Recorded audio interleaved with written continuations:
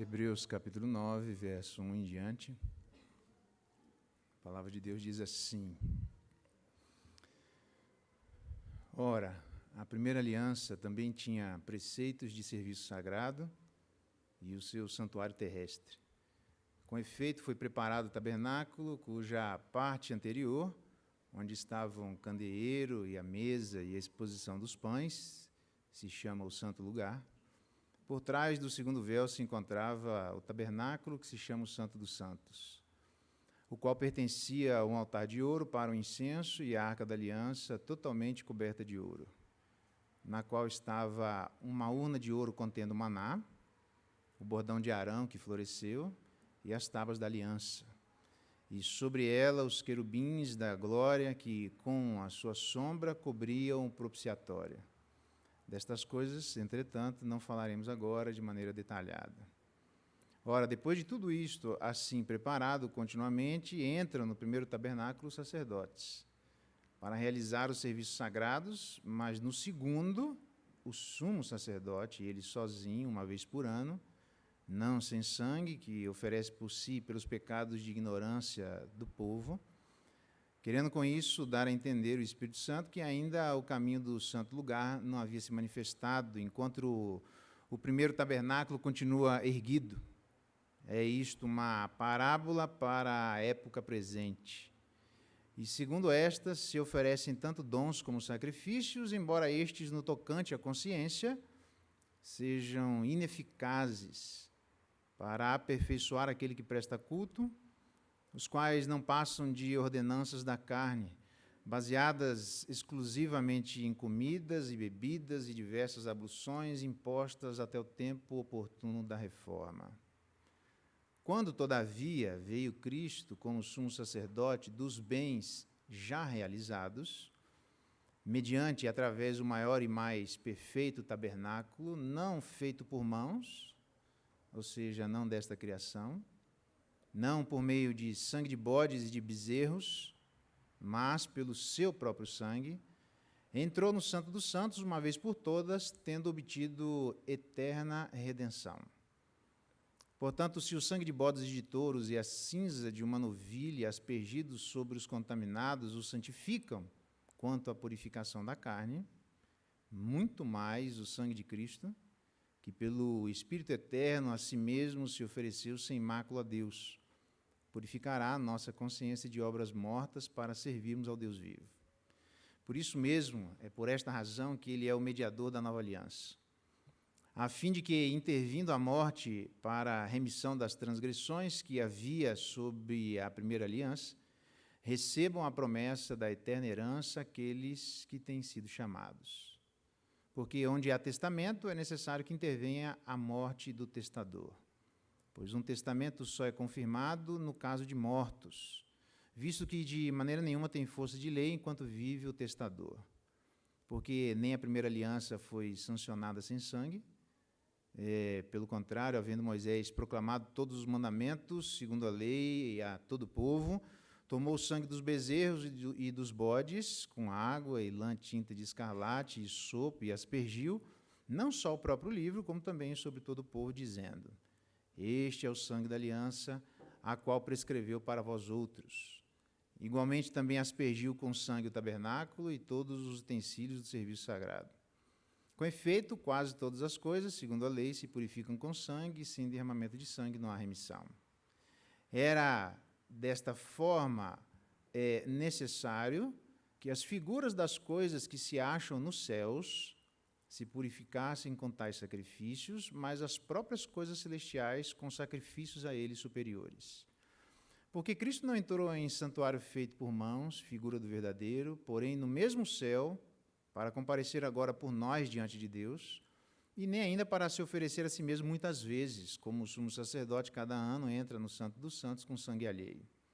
Ora, neste caso seria necessário que ele tivesse sofrido muitas vezes desde a fundação do mundo. Agora, todavia, ao se cumprirem os tempos, se manifestou uma vez por todas para aniquilar, pelo sacrifício de si mesmo, o pecado. E assim como aos homens está ordenado morrerem uma só vez, vindo depois disso o juízo, Assim também Cristo, tendo se oferecido uma vez para sempre, para tirar os pecados de muitos, aparecerá a segunda vez, sem pecado, para aqueles que o aguardam para a salvação. Até aqui a leitura da palavra de Deus. Louvado seja Deus pela sua palavra. Vamos orar mais uma vez?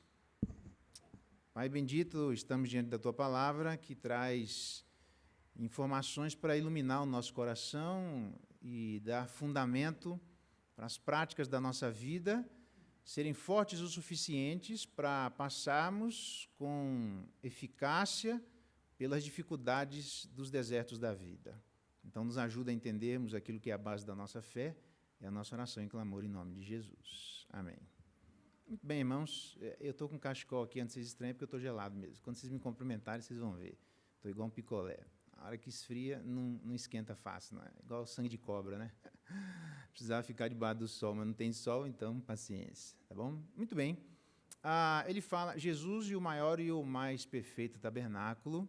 Ele faz essa menção lá no verso 11. Veio Cristo, sumo sacerdote dos bens já realizados, através do maior e mais perfeito tabernáculo. Então, aqui, obviamente, ele está fazendo a transição, é sobre isso que eu quero conversar com vocês, né? Jesus, o maior e mais perfeito tabernáculo, onde ele demonstra, no verso 15, ser mediador de uma nova aliança, trazendo benefícios que certamente deveriam fazer parte da regra de fé daquelas pessoas naquele momento. Para isso, nós já vimos, lá no verso 2, os detalhes do santuário terrestre, como, por exemplo, o candeeiro, né, a menorá, que a gente estudou, a mesa e a exposição dos pães, que se chama o santo lugar. Na verdade, a gente viu que os pães da proposição são conhecidos como os pães da presença, uma demonstração clara de que toda a nossa vida é vivida diante de Deus. Vimos também o altar de ouro para incenso, que são as orações dos santos, contendo, aqui se refere também não só a Jesus Cristo, como aquele que ora por cada um de nós, mas também da necessidade de que cada um de nós tem de frequentarmos essa grande mesa, onde eu fiz aquela poesia lá atrás, né? Para orarmos a Deus e conversarmos com Ele das circunstâncias a que todos nós vivemos. Vimos também o maná, o bordão de Arão e as tábuas da aliança, a razão de cada um deles, embora ele não queira falar isso com detalhes, apenas eu trouxe porque para eles era um pressuposto de assuntos conhecidos. Para nós, esses assuntos não são tão conhecidos assim, então são bem estranhos, né, quando a gente lê Hebreus capítulo 9, 1, 2 e 25 vezes, ainda continuam sendo estranhos, porque a gente não tem os mesmos pressupostos e a mesma vivência tão próximo deles, como eles participavam daquelas circunstâncias. Para isso, já que eles estavam passando por tremendas dificuldades, ele precisava dar determinados fundamentos corretos para que eles pudessem tocar a vida deles com sucesso diante de provações reais, morte, roubo, perseguição por conta de cristianismo. Ninguém morre por se mantém de pé por mentiras. Você não aguenta, não é forte o suficiente para fazer a gente tocar a nossa vida. Você abriria mão facilmente de outras coisas. Então, ele pega no capítulo 9, diante das coisas que nós vimos, e vai tentar mostrar que Cristo, o maior perfeito tabernáculo, conquistou benefícios a nós. Entre os benefícios, claramente dois. O primeiro deles é a purificação das consciências. Está lá no verso 9, quando ele diz assim, isto é uma parábola para a época presente, e segundo esta se oferecem tanto dons como sacrifícios, embora estes, os sacrifícios, no tocante à consciência, sejam ineficazes para aperfeiçoar aquele que presta culto. O que significa dizer que já no Antigo Testamento, as práticas que existiam da lei cerimonial, que apontava para um Messias que haveria de morrer, aquilo ali trazia benefícios, mas era limitado. Limitado porque, mesmo na época, aquilo ali não conseguia trazer o que é algo tão importante para cada um de nós, que é a pureza de consciência. Para a gente ter uma noção de como a livre consciência é importante, Me lembro de acho que eu dei esse exemplo há um tempo atrás, de uma guria que estava no hospital em estado catatônico. Tentaram de tudo com remédios e não conseguiram. Alguém foi conversar com ela e ela sai do estado catatônico. Depois ela conta que ela estava uma bióloga fazendo mestrado e tinha roubado o projeto de dissertação da colega e começou a fazer a sua dissertação baseada num projeto que não era seu. E, por conta disso, pesou tanta consciência que ela travou. Consciência não é sério. Há outros exemplos de estados catatônicos que são exclusivamente fruto disso, mas, biblicamente, a gente pode ver como a consciência pode travar a vida de alguém quando Jesus Cristo é questionado sobre o que deveria fazer com aquela mulher que havia sido pega em adultério. E, obviamente, ali alguns daqueles camaradas, pelo jeito, fariseus, que estavam se deitando com ela. E isso se comprova quando Jesus Cristo diz que quem não tem pecado atire a primeira pedra, e os camaradas, começando dos mais velhos, caem fora, porque pesou-lhes a consciência. Não é à toa que Romanos fala que, entre outras coisas, a revelação de Deus impõe sobre as pessoas, na sua consciência, o conhecimento da existência de Deus. Por intermédio das coisas que foram criadas, sabemos que Deus existe, sabemos da sua pessoa. A gente não se relaciona com Deus por intermédio da criação, mas a gente sabe da existência de Deus por intermédio da criação. Então, a consciência é alguma coisa extremamente forte. Portanto, quando Cristo vem, ele consegue fazer aquilo que os sacrifícios não faziam, que era limpar as suas mentes.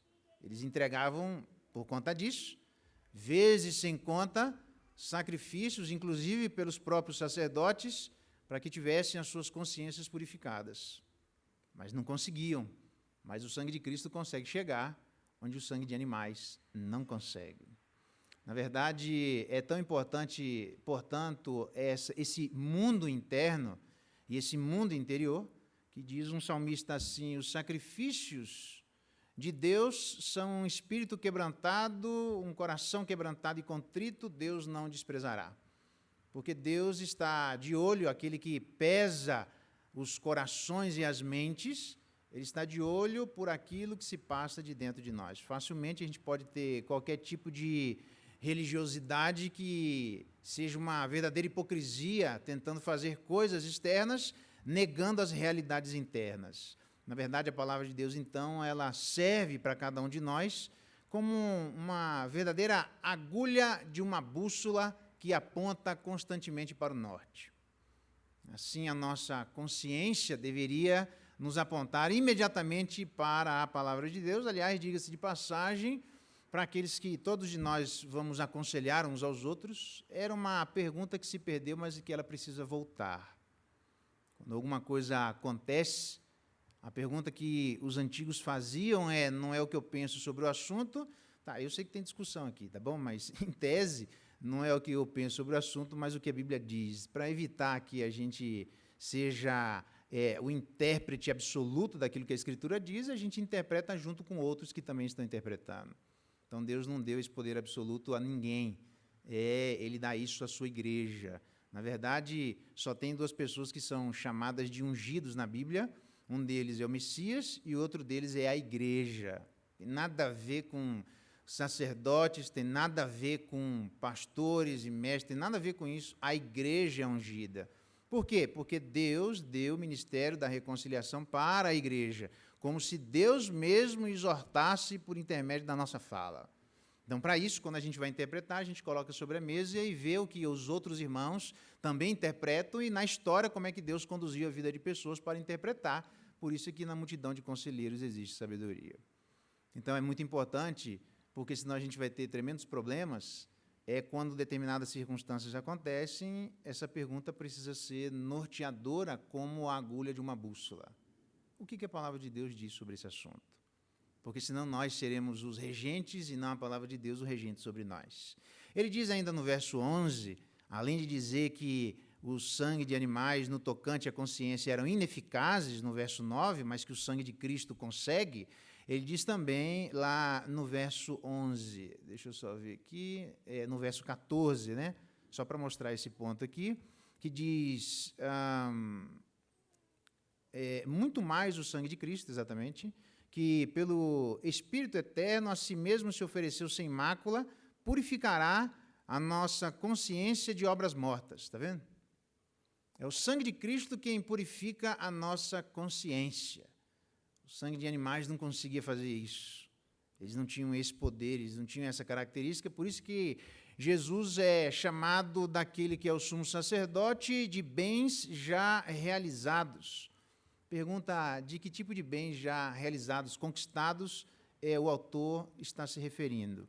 Então, ele não deixa claro isso, mas a gente pode, com muita cautela, deduzir pelo menos alguns desses benefícios já realizados, ou seja, na morte de Cristo tem coisas que nós já vivemos e experimentamos na atualidade. Um deles, por exemplo, comunhão íntima com Deus. Outro, conhecimento de Deus e da sua lei colocada nos corações e mentes do seu povo.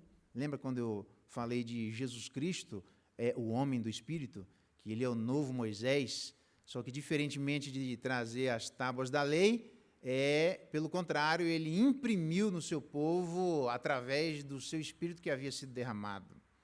Então, isso é um bem já realizado e a própria remissão de pecados. Lá no verso 10 do capítulo 8, esta é a aliança que firmarei com a casa de Israel, depois daqueles dias, diz o Senhor, na sua mente imprimirei as minhas leis e também sobre o seu coração as inscreverei. Eu serei o seu Deus e eles serão meu povo. Ou ainda, se nós quisermos, no verso 12, pois para com as suas iniquidades usarei de misericórdia e dos seus pecados jamais me lembrarei. Então, uma das coisas que a morte de Cristo também trouxe, de bens já realizados, são a comunhão íntima, o conhecimento de Deus impresso nas mentes e corações e a própria remissão do pecado.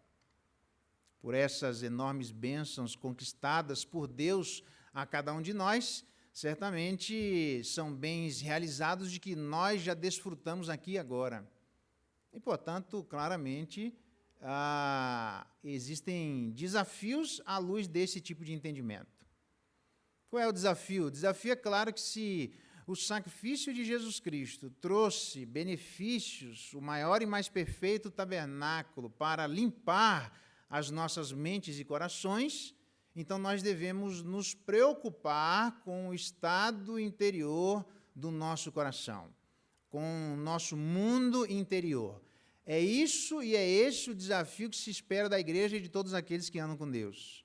Jamais nós devemos andar diante de Deus com inquietações na alma não resolvidas. Isso é extremamente sério. A ponto da Bíblia dizer que não se deve pôr o sol sobre a nossa ira. A ponto de, no capítulo 12, de Hebreus mesmo, ele dizer, cuidado com a raiz de amargura, para que, brotando, não venham muitas das pessoas serem contaminadas por ela e vos afaste da graça do Deus vivo. As coisas que, eventualmente, existirem desacertadamente dentro do nosso coração, certamente, em algum momento, brotará e cobrará um preço e caro. Então, é simples. Eu e você deveríamos nos preocupar e andarmos de maneira coerente. Só isso. Coerência é entre mundo externo e interno nesse sentido. Coerente é no sentido de não haver nada na nossa consciência nos acusando, porque se houver, a gente vai ter problema para andar diante de Deus. Portanto, é bem estranho quando existe entre os crentes raiz de amargura, porque a raiz de amargura ela não brota da noite para o dia. A raiz de amargura leva um tempo para brotar. O que significa que se leva um tempo para brotar, significa que nós guardamos coisas durante muito tempo que jamais nós deveríamos ter guardado. Nós não resolvemos coisas que nós já deveríamos ter resolvido. Então, a questão não é tentar resolver um problema, mas a questão é não somente isso, não ficar muito tempo com estas coisas dentro do coração que certamente conduzirão a vida de cada um de nós para longe de Deus. Ele mesmo diz isso em Hebreus 12:14, que vos afaste do Deus vivo. Nem sou eu que estou dizendo isso. Isso certamente nos afastará de Deus, mas nos afastará de maneira tão progressiva, tão lenta, que tem muita gente que confunde lentidão com inércia, quando, na verdade, lentidão está andando. Uma hora vai chegar em algum lugar. As coisas estão progredindo, elas estão caminhando. Tanto faz para perto de Deus ou para longe de Deus. Para evitar, então, que nós, na nossa caminhada de fé, possamos caminhar para longe de Deus, nos afastando da graça do nosso bom Deus, nós deveríamos prestar atenção com aquilo que acontece de dentro de nós. Já não é fácil tentar resolver as coisas que existem, é pior ainda se demorarem para serem resolvidas. Então, para a gente ter uma noção daquilo que o próprio Cristo disse, olha o que ele fala. Agora vós, fariseus, limpais o exterior do copo e do prato, todavia o vosso interior está cheio de ganância e perversidade. Lucas, capítulo 11. Jesus Cristo está tentando demonstrar que a gente pode lavar as mãos e, através dos sacrifícios anteriores ao corpo e à vida externa, ser limpa, mas ele diz que, ao mesmo tempo, nós podemos caminhar com o mundo externo limpo e o mundo interno sujo, ou com uma preocupação desmedida com o mundo exterior em detrimento do mundo interior. Nenhum de nós tem direito para guardar absolutamente nada no coração que cause culpa e pena diante de Deus. Se existe alguma coisa, a gente precisa resolver, e resolver rápido. Não é à toa que a Escritura diz lá, quando a gente vai oferecer, por exemplo, uma oferta, e a gente se lembra de que existe alguma coisa, ele diz assim, vai lá, não dê a sua oferta, resolve as questões, e depois você volta com o coração limpo para poder ofertar diante de Deus, sem que haja absolutamente nada no interior do seu coração que o acuse diante de Deus de uma incoerência entre o mundo externo e o mundo interno. O que significa que eu já havia aprendido isso há algum tempo atrás, muito tempo atrás, e eu continuo estranhando.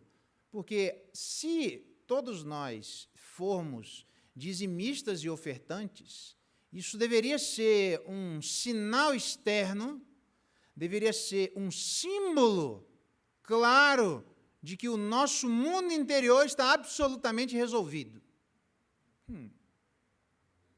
Porque para Deus é estranho que a gente venha fazer um ato externo, sendo que existem coisas internas que deveriam ter prioridade e que elas deveriam ser resolvidas, e aí sim as pessoas, o povo de Deus, com o coração absolutamente limpo internamente, vêm fazer práticas externas como essa para trazerem seus dízimos e ofertas. É estranho um dizimista amargurado. Isso é totalmente contra o cristianismo. É estranho um ofertante amargurado. Isso é uma esquizofrenia. Se existe coisa, esse é o meu desafio, eu vou dizer para mim e para você. Se existem coisas no coração e não estão resolvidas, nem precisa trazer seu dízimo e oferta, porque Deus não quer isso. Antes do bolso, o coração. Então, um ano dizimista, um ano de vida limpa, quase como um Alcoólicos Anônimos espiritual. Limpo há tanto tempo. Isso, a gente precisa limpar a alma, porque Deus não quer isso. Ele morreu para limpar o interior, a nossa própria consciência. Se ele morreu para limpar a nossa consciência, por que a gente anda, eventualmente, com a consciência pesada? Com coisas não resolvidas, percebe? Isso tem implicações diretas para o casamento, para as relações familiares, para as relações governamentais, não, para as relações de patrão e empregado, para as relações humanas de uma maneira geral. Porque senão a gente começa a ter práticas cristãs externas, que não necessariamente denotariam e exemplificariam as coisas que interiormente estão acontecendo.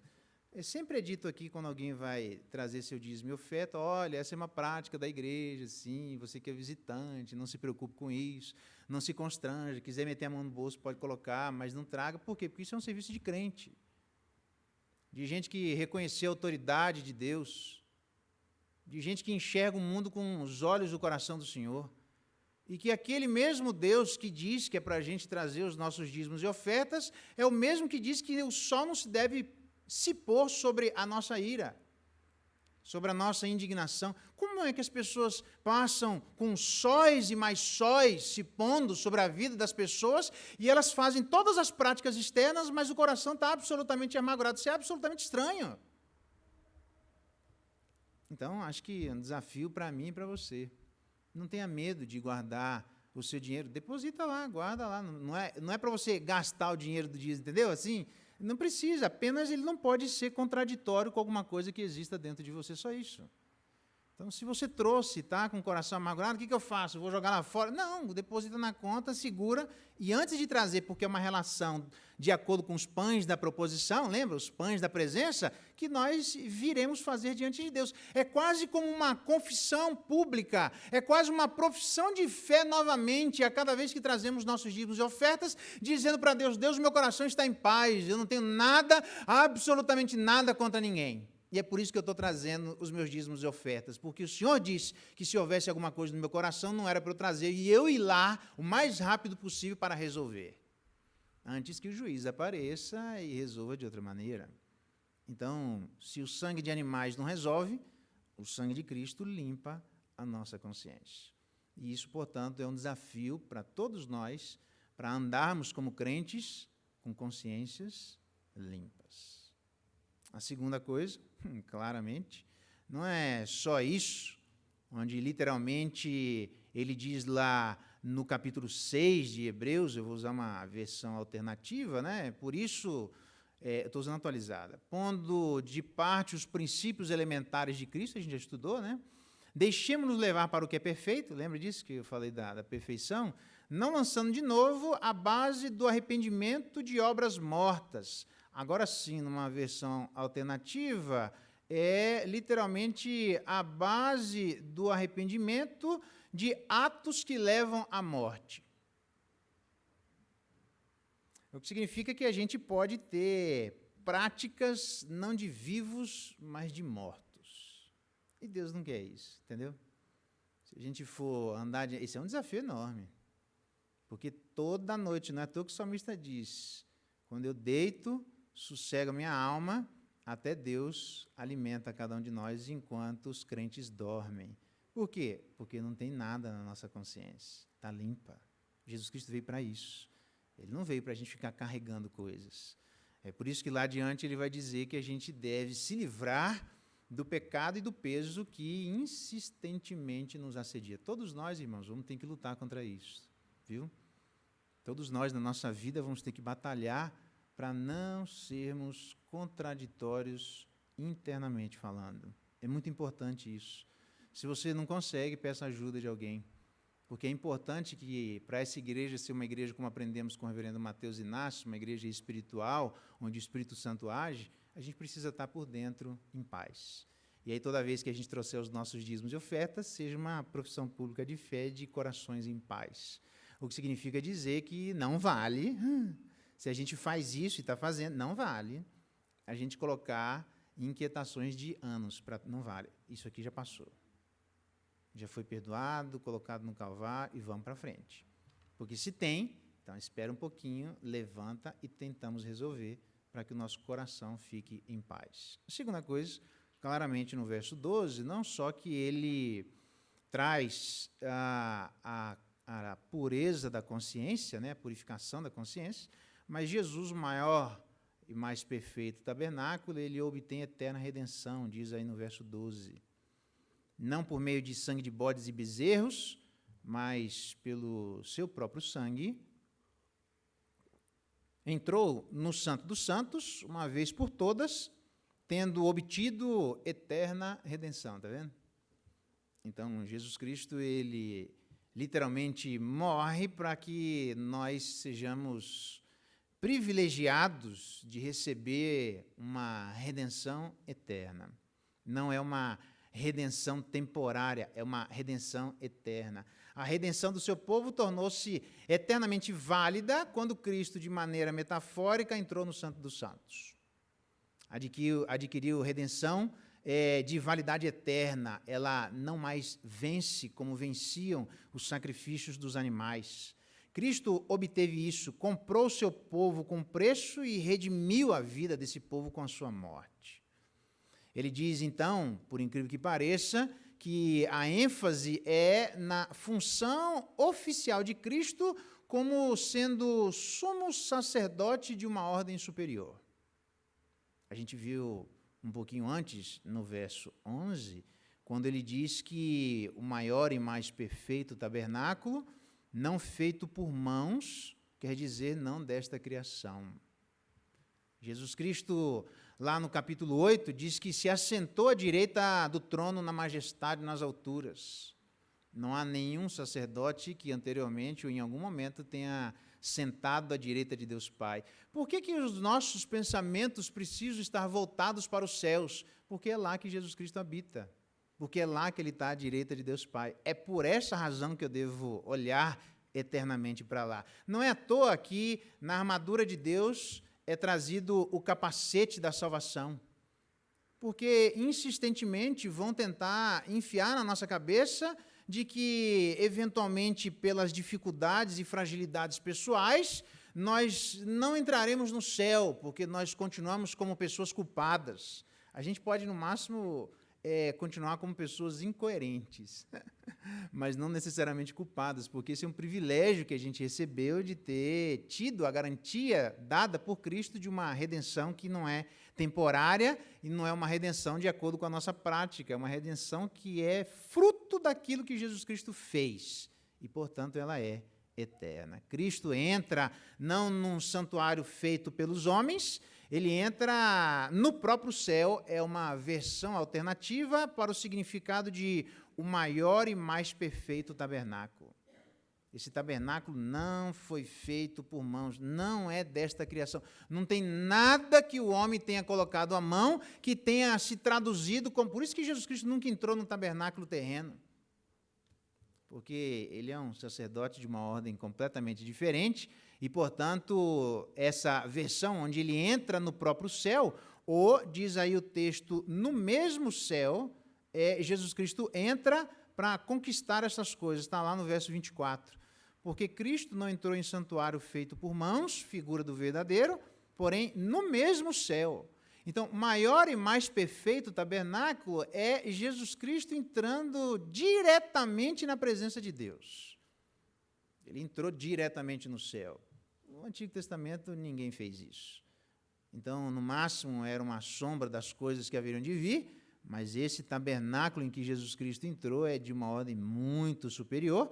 É por isso que Hebreus, anteriormente, lá no capítulo 4, ele disse assim, tendo, portanto, a Jesus Cristo, Filho de Deus, como grande sumo sacerdote que penetrou os céus.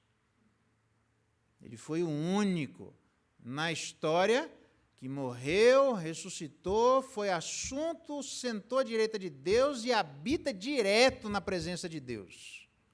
Habita no céu. É esse o maior e mais perfeito tabernáculo. O próprio céu, do qual, através da morte de Cristo, nós temos eterna redenção. Nós temos o direito de entrarmos na presença do nosso Pai, por causa de Jesus Cristo. Você sabe que ninguém entra na presença do rei de qualquer maneira. Você lembra de Esther, quando teve aquele problema com Mordecai, porque Hamã queria tocar o horror e o fígado dos judeus, e aí prepara uma maracutaia, e aí Mordecai diz para Esther, olha, acho bom você interceder, porque eventualmente talvez seja por isso que você foi escolhida para ser rainha. E ela diz, tá bom, então vamos orar, intercede todo mundo, e depois eu vou comparecer diante do rei, que é meu marido. Mas ninguém chega diante dele se não for chamado diante do rei. E ela não foi chamada pelo seu marido e foi lá. Mano, Se o cara quisesse se livrar, ali era a hora de se livrar da mulher. Né? Ah, você chegou diante de mim, eu não mandei matar e me dar outra mulher aí, que diante do rei só chega quem eu mando. E aí ela chega diante do rei e ele estica o cajado para a sua esposa, dando a autorização para conversar com ela. A mesma coisa, se num rei terreno era assim, isso era obviamente uma figura daquilo que acontece com o rei, o rei dos reis. Ninguém chega se não for chamado. Aliás, ele diz isso, está lá no verso 15. Por isso mesmo, ele é o mediador da nova aliança, a fim de que, intervindo a morte para a remissão das transgressões que havia na primeira aliança, entre elas a consciência, recebam a promessa da eterna herança aqueles que têm sido chamados. Todos nós fomos chamados por Deus. O nome da igreja é Chamados para Fora. Então, através de Jesus Cristo, que conquista a eterna redenção para cada um de nós, e agora assenta-se à direita de Deus, ele penetra aos céus através do maior e mais perfeito tabernáculo, e é por conta disso que eu e você temos o direito, já que fomos chamados por Deus, de entrarmos na presença do nosso Pai sem sermos sumariamente executados. Porque nós temos, diz a Bíblia, um advogado diante do Pai.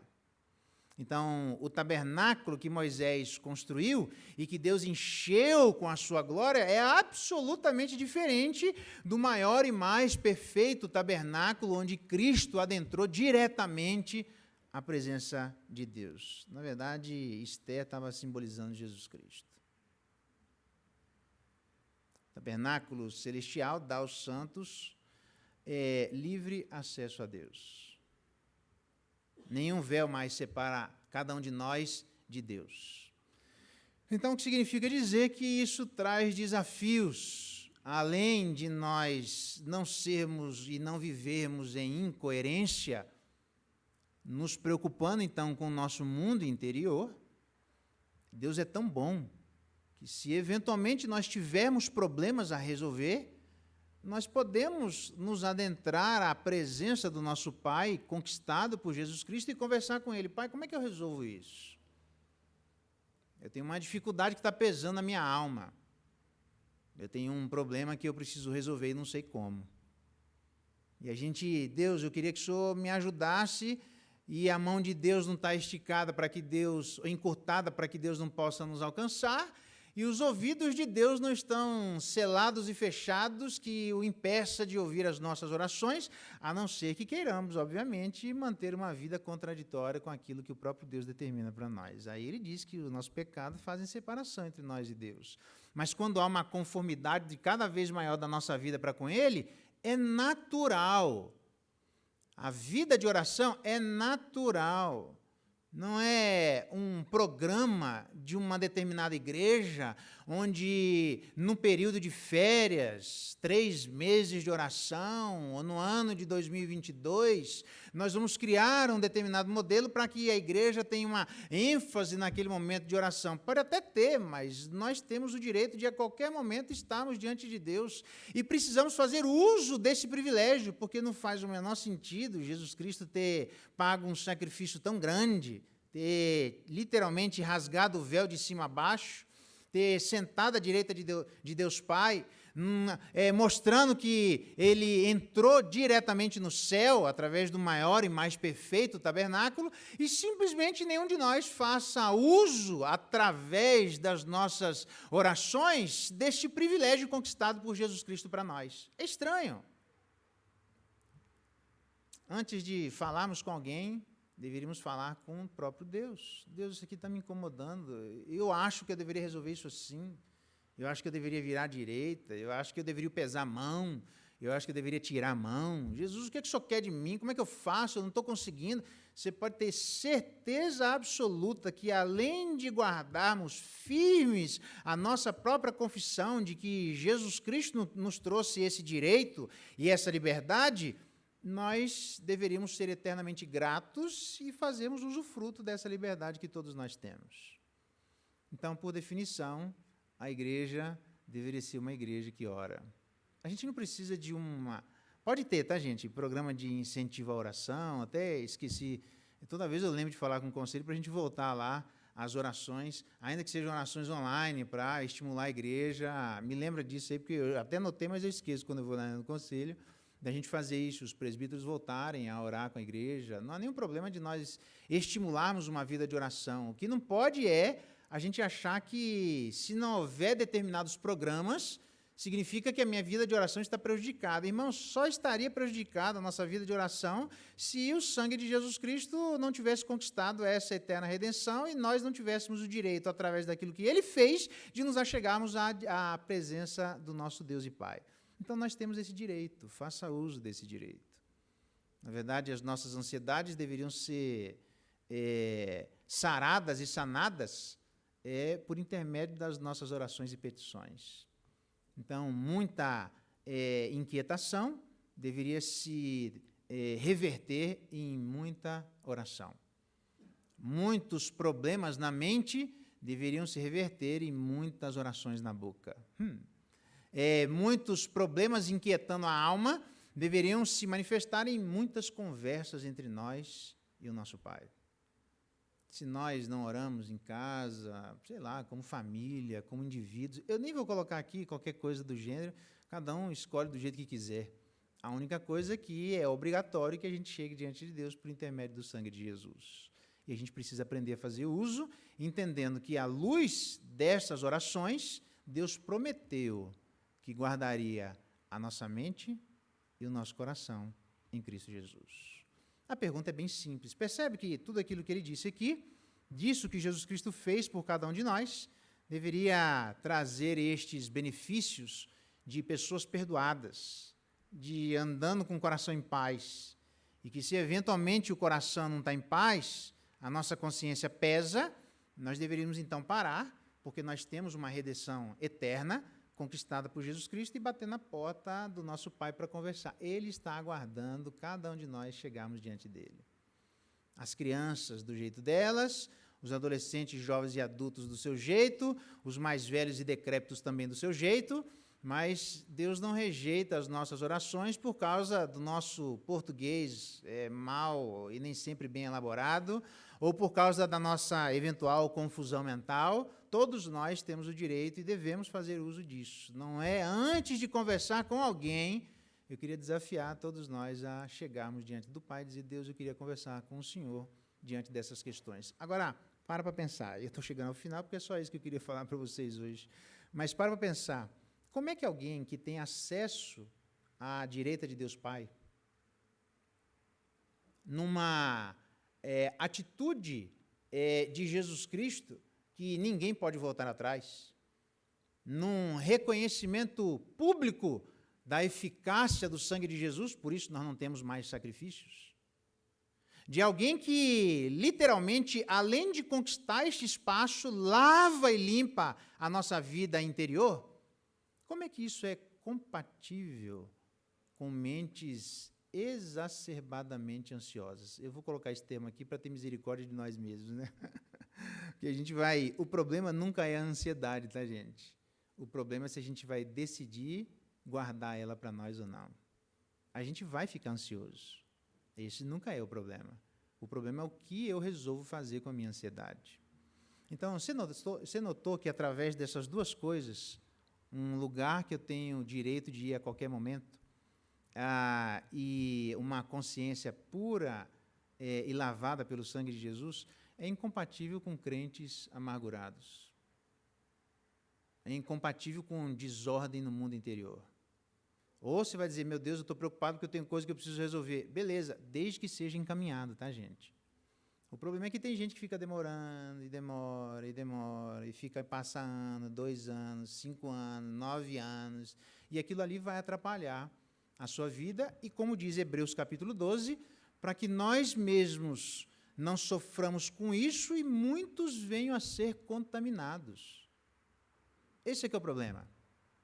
Um amargurado nunca fica amargurado sozinho, ele contamina. Se pudesse cada um ficar amargurado sozinho, coisa maravilhosa, velho. Você fica com seus problemas, ema, cada um com seus problemas resolve para lá que eu não estou nem aí. O problema é que você já conversou com pessoas amarguradas? daqui a pouco você está amargurado junto. Daqui a pouco você está enxergando o mundo do mesmo jeito. Daqui a pouco você está com raiva do mesmo jeito. Daqui a pouco você está com as mesmas expressões do mesmo jeito. Então, em vez de você conduzir a pessoa para uma consciência limpa, é a consciência suja que literalmente tira nós de nossa consciência limpa para sujarmos a nossa vida interior.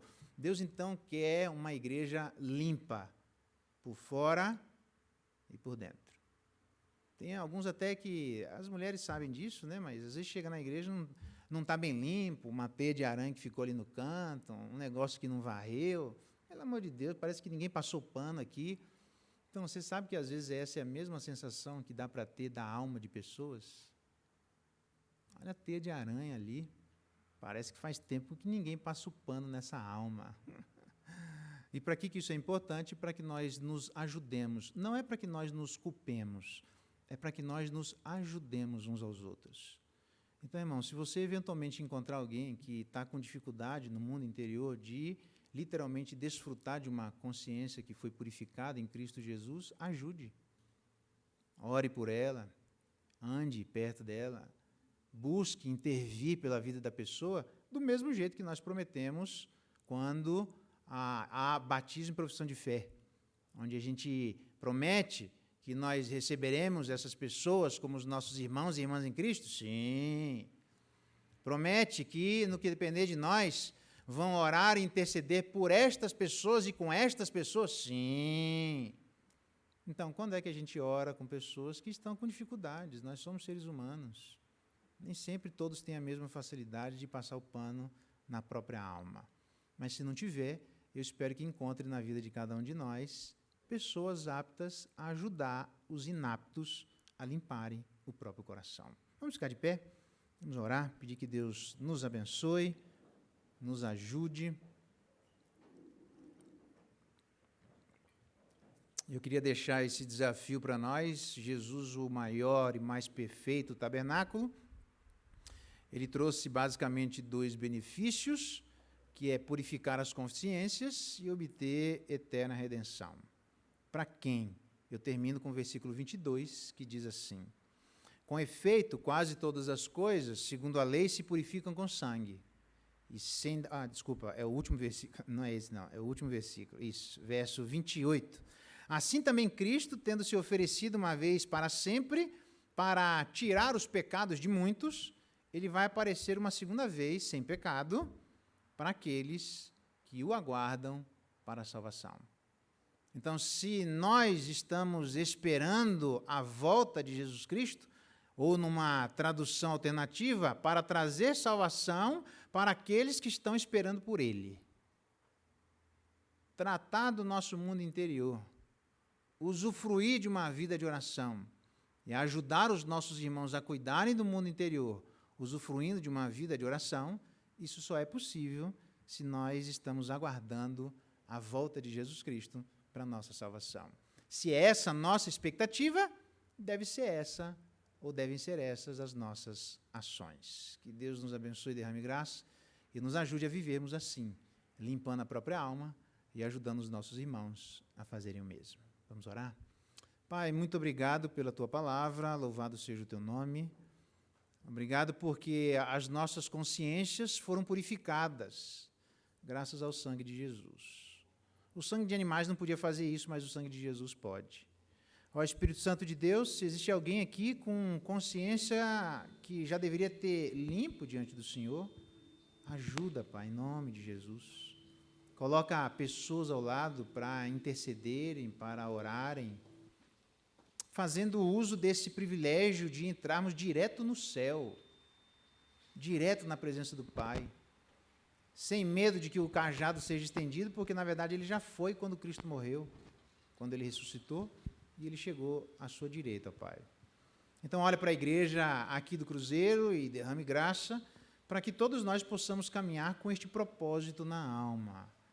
Nós aguardamos a volta de Jesus, mas queremos que ele venha e encontre a sua igreja com o coração, com a consciência limpa. Pai, ajuda-nos nisso. Muito obrigado, ó Pai, pelo privilégio de podermos interceder, os seus ouvidos estão atentos a todos aqueles que clamam diante do Senhor. Ó Deus, que o Senhor faça multiplicar os momentos de oração por cada um de nós, por todos aqueles que são membros dessa igreja. Desde o menor até o maior, ajuda-nos, ó Deus, a vivermos na Tua presença, conversando contigo, colocando as inquietações da nossa alma e, quem sabe, colocando as inquietações da alma de nossos irmãos. Para que, sendo assim, ó Deus, possamos ter uma igreja que faz uso destes privilégios, que anda limpa por fora e limpa por dentro. E que dia após dia, à medida que a ansiedade bate, nós batemos a sua porta para o Senhor nos ajudar com aquilo que nós não sabemos o que fazer. Então, se conosco e nos dá uma igreja cada dia mais assim, é a nossa oração e clamor em nome de Jesus.